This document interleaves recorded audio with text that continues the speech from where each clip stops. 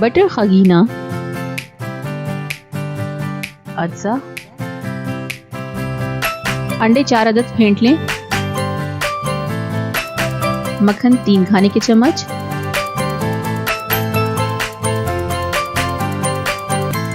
پیاز 200 گرام باریک کٹی ہوئی،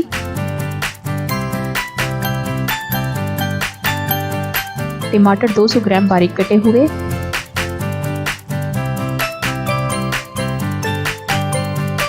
نمک آدھا کھانے کا چمچ یا حسب ذائقہ، کٹی ہوئی لال مرچ آدھا چائے کا چمچ، پھٹے ہوئے انڈے شامل کریں، اچھی طرح مکس کریں،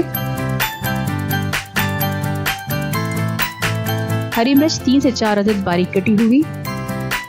ہرا دھنیا 100 گرام باریک کٹا ہوا،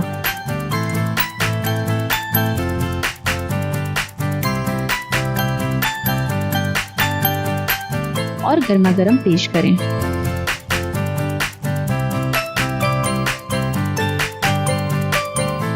Round tomato, like and subscribe.